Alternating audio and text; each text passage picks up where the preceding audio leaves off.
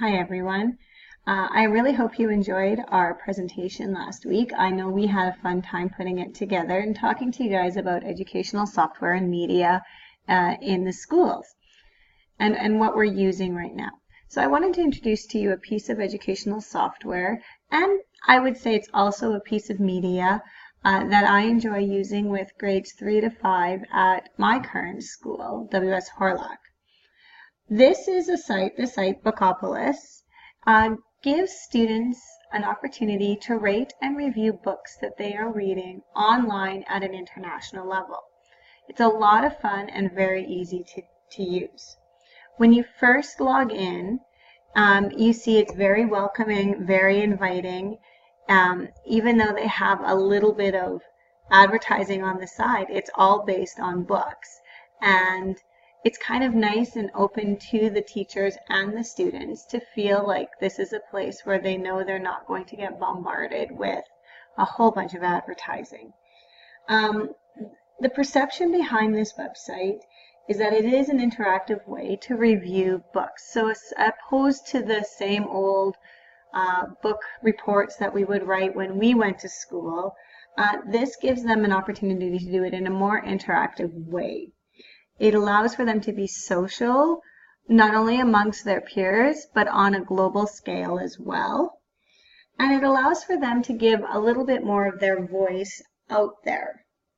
But the reality of this website is it is just another way of doing a book report.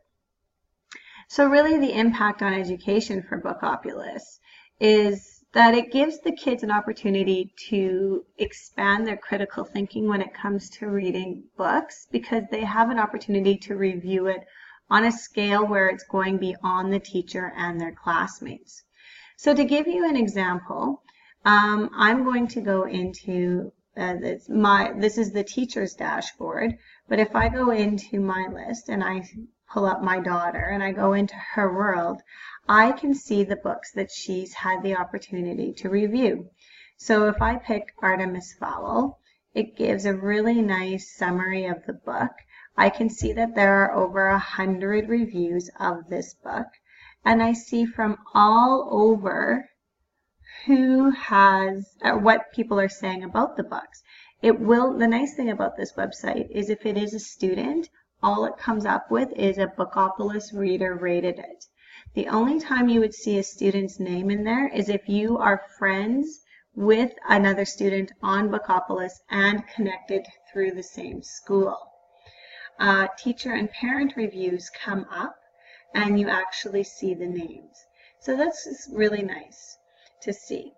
So if I go into the edit my book details, I can see what Hannah wrote about Artemis Fowl, how much she rated it.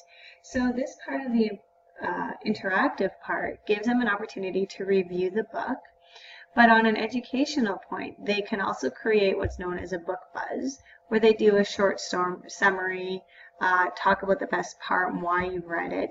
There's still the same old report button where you can write a report, but it's at the 3 different levels. So level 1 is a very basic, easy question, or you can have them bump it up to be more critical about how, if the story had taken place in a different country or planet or setting, how would it be different?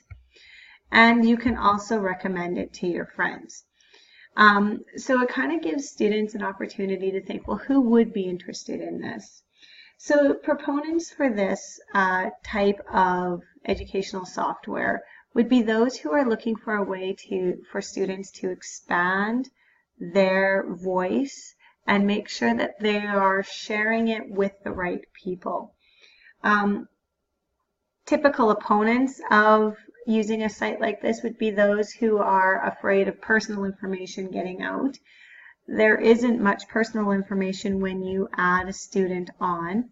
If I go back into the teacher account and were to add a student, all that comes up is you put in the first name and last name, you put in your username, and you create the password. So, but all that comes up when you go back into the dashboard, and I go back down to my name, is their username. And I really highly wouldn't recommend putting the last name in there, but for sake of this, I was just practicing with the students. Some of the adopters of this would be teachers who are looking to find a new way to maybe beef up what their typical book reports would look like. And the nice thing about this is in the teacher's dashboard, you have an opportunity on the sides to monitor what the students are working on, get a class snapshot, view the class book reviews. And when you click on that, all of the book reviews that come up, or all the book reviews that have been done with your class have come up, which is really nice to be able to have in one spot and not have your books strewn all over, your children's book reports all over the place. Here it just pops up on the screen. I guess one of the negatives to this is you don't submit a mark with the students and you don't comment on their reviews. That would have to be done through a different medium. So if I go back to my dashboard, which unfortunately always takes me back to the main dashboard, this is where the teachers would do most of their work. They have an opportunity to see the buzzes, the reviews, the snapshot, and the opportunity to monitor the student work. It's kind of nice that it's all in one very easy to find location. So I'm going to go into Hannah's world. So now I'm going to pretend that I'm not the teacher but the student. So because this website, this piece of educational software has to be worked on both sides. It has to be interesting enough for the teachers to want to use it, but it also has to have be interesting enough for the students to want to use it. And the nice thing is here they have a progress report. So yes, they do collect the badges, which is a perception of I'm achieving something, I'm gaining further in this. But the reality is it's just a picture on a screen that shows, hey, look, I'm a rookie bookie and a bookie reviewer, which whatever that means, right? And I have 3 friends. But I mean, for those, that's a status. And it's like people on Facebook who are excited when they have 426 friends on Facebook, but really you only know 100 of them maybe. But here it's what I like is that it gives the students an opportunity to see what they have been reading. Are we finding patterns to what they like? Teachers also have access to this, and parents can have access to this, and they can see, oh, you know, they read The School for Good and Evil. They really enjoyed it. They gave it 5 stars. I know there's a sequel. Maybe I could get that one for the birthday. So it also gives ideas for other books that she might be interested in based on what she's currently read. So the pedagogical advantages there is it opens up the students to seeing what else is out there. And it's not that they're reading the books online. They go to the library. They come seek me out as the librarian and they say, hey, Madame, Bookopolis recommended Tuesdays at the Castle. Do you have that one in the library? And it's very fun to be able to interact with students that way. When students go in to rate a book, it is very easy to do. They go into My Books. They have the options of books that they're reading now. So if they're in the process of reading a book, they can add it in here to save for later. Books that they've read and books that they want to read. So they can also collect a reading list that they'd be interested in. So students who are big bookies and absolutely love seeing what kind of books are out there but can only really handle a couple of books at a time can create a book wish list, so to speak, of books that they'd like to do. So if they want to add a book, it's very simple. They just go to Add My Books. They can type in the title of a book. And when it comes up, there are many different options. So, I mean, maybe they've only read the I Can Read book option, or they maybe have read the entire novel. And they can go in, they read the summary of it. You can add it to My Books. They can go in and read what the other reviewers have done. And so she goes in. This is the part where there's a pedagogical advantage, in my opinion.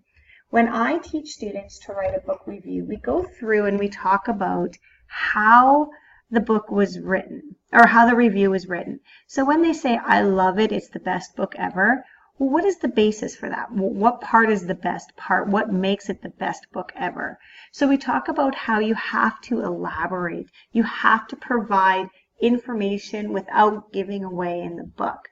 So if I were to go back into the teacher account and say, for instance, go back into Hannah's, I guess I could have just stayed in Hannah's.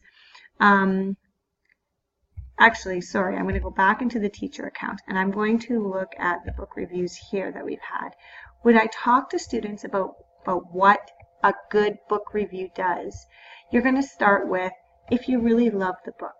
So for instance, for The School and Good of Evil, I really enjoyed this book, but you can't just stop there. You have to explain why.